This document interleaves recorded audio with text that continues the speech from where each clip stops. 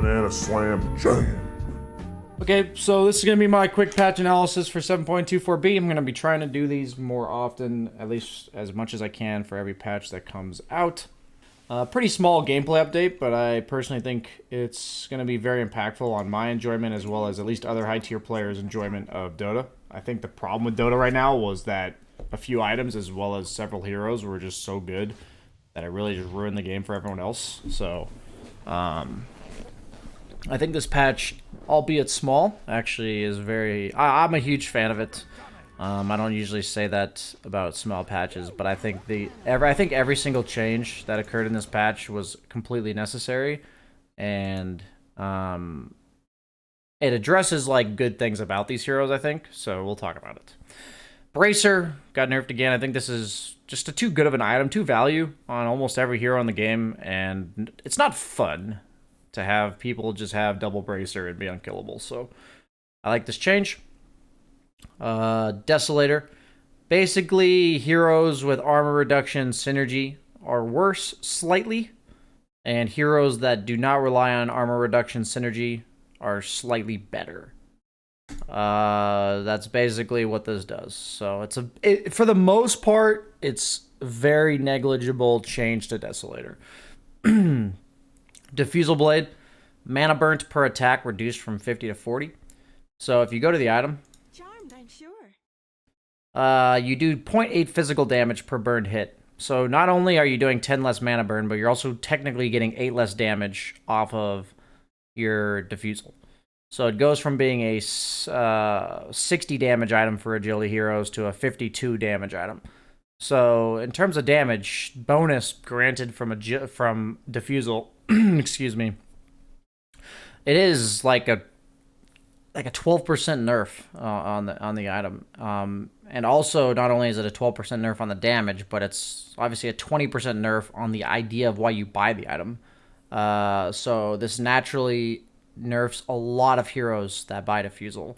I think Diffusal was just way too good of an item. I mean, there were like... You could almost argue every single agility hero, it was at least situational to buy a Diffusal, and sometimes like it defines the hero, you know, like the Rickies, the PLs, stuff like that. So Diffusal just needed a nerf, and I'm glad they did it. Maelstrom has been getting the hate a lot. So if you think about bounce distance, this is effectively a radius, right? Because it's going to bounce a specific distance from where you hit. So you have to think of it as a radius squared. So like 6.5 squared is about 40, and 9 squared is 81. So the effective area that Maelstrom can bounce to is half of what it used to be, which is pretty drastic, all things considered. I feel like in the past there were a lot of times that people would randomly die to Maelstrom or Mjolnir bounces while they were in the middle of a fight. So I think this mainly has to do with fighting, not farming. They made it so Maelstrom no longer procs on BKB, meaning that the True Strike doesn't work on BKB anymore, which means if you're like a BKB'd evasion to unit, in the past Maelstrom would give you the 25% True Strike, but now it doesn't. And then they made it so it went from 160 over to like several patches to 140, and now they're making the effective bounce radius or area half. So this item is just drastically worse. But this is also the first time that they've nerfed Mjolnir.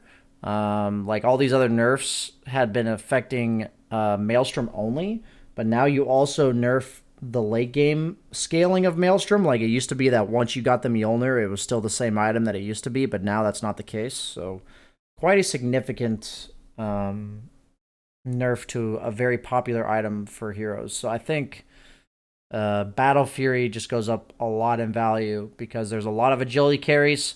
A lot of them were buying either Maelstrom or Diffusal, and now they just don't.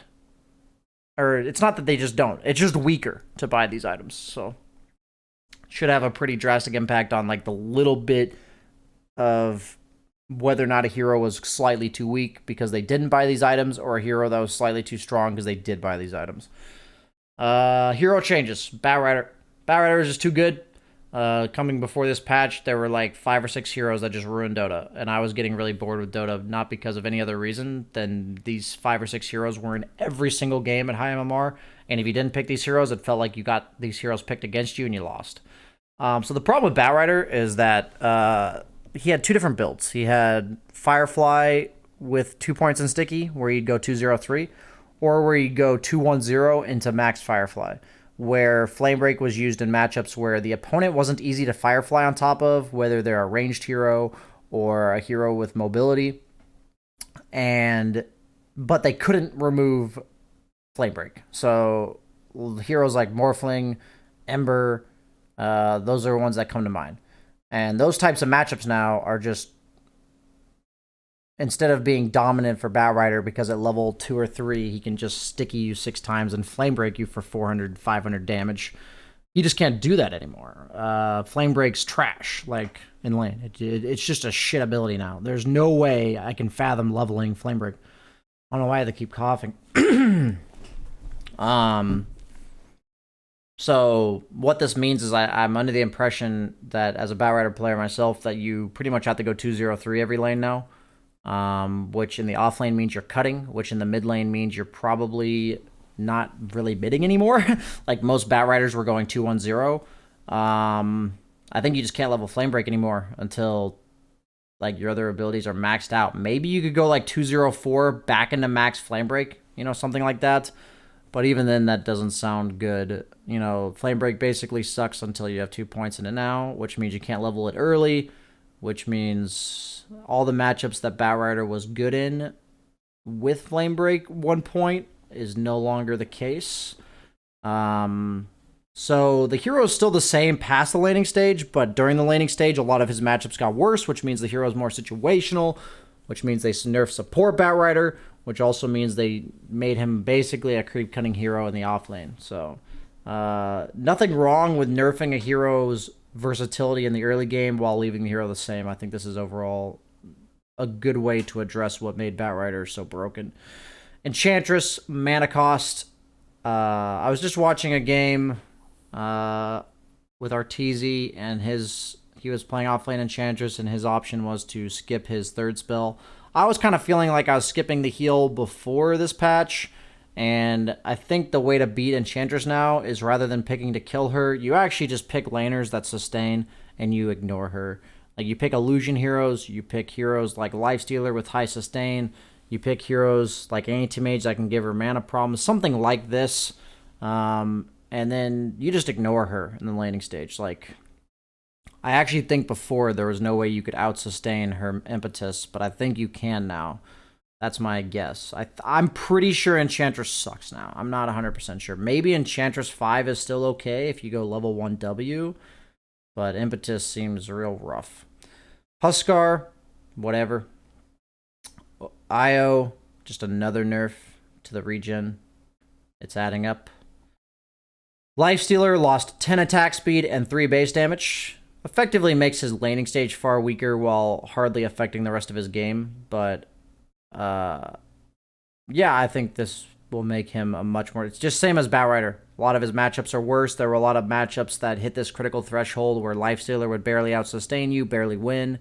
And now that won't be the case in some of those matchups. So, Lifestealer got nerfed pretty hard here in terms of... It allows me, as an offlane player, to pick heroes that almost beat him before that will probably beat him now. But it's always really hard to tell that just by looking at some small numbers. Nyx Assassin nerf, another hero that was in every freaking game. Very good nerf. Seems very small, but the way Meteor Hammer works is that it has a 2.5 second channel and a 0.5 second drop time. So if you got the 0.3 second talent, his 3.1 seconds was long enough to chain Impale into Meteor Hammer, and 2.9 seconds. Now any hero with a BKB, a Yule's innate mobility spell that can dodge it is no longer chain stunnable for 5 seconds with Impale into Meteor Hammer. So very big nerf if you think about it that way, but the hero's probably still pretty good. Just made it so he's not ridiculous once he gets one item. Puck. Another nerf. Don't really know why. Puck, I think, has gotten over-nerfed at this point. Didn't really think she needed a nerf. Slardar, another one of those lovely heroes we all hate that's in every single game. I said I thought I wanted them to nerf the 1 point on every spell. They actually went a little bit farther than that. They nerfed the damage of Bash on every level. They nerfed Guardian Sprint to have 25 mana cost. And they nerfed Corrosive Haze at all levels by 2. This was a long time ago, but when they made it so agility heroes, or heroes in general, didn't benefit a 25% extra from their primary stat, and they also made it so armor scaled differently, negative armor became more valuable. That was like a year or two ago.